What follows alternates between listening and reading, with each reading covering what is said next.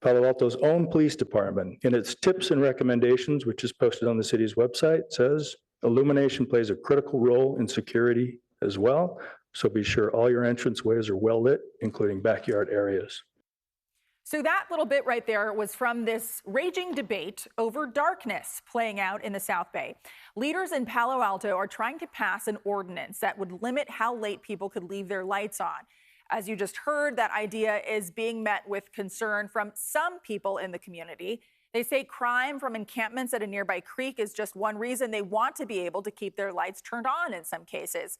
Kelsi Thorud talked to a council member who's backing this change.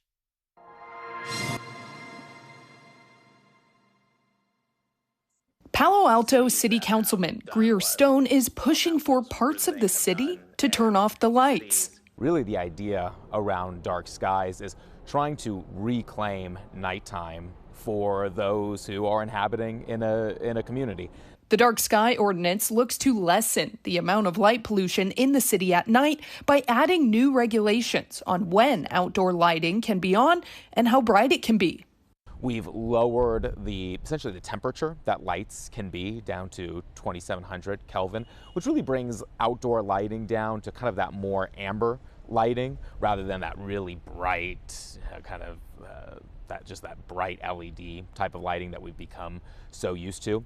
We've established a curfew in the evening, so at midnight, essentially, outdoor lighting that is not being really used needs to be extinguished. Councilman Stone says lowering the level of light at night will not only make the sky prettier for residents, he says it will also have a significant impact on people's health.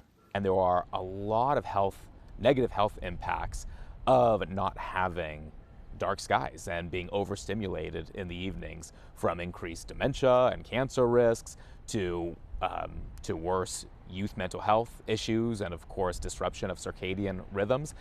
But not everyone is on board with the proposed ordinance. During Monday night's council meeting, several people voiced concerns over safety. On Edgewood, we need the ability to light our yards, including the fencing, and keep the lights on. Lighting is a primary and key deterrent for crime, as we all know, and it allows our security cameras to do their job. Councilman Stone says he understands safety is a top priority and is working to update the ordinance to reflect that. So we directed staff to be able to make an exception for areas that have high crime. I do think public safety is, of course, the most important piece of this, and we don't want to risk that. Councilman Stone hopes that if the ordinance passes, other communities across the Bay might do the same. We all know what it feels like to be able to escape the Bay Area for a few nights and go to the mountains and look up into the sky and to be able to see the stars, and how healing that is for the soul. How great would it be for one day for us to be able to look up and also see the skies right here in the middle of the Bay Area.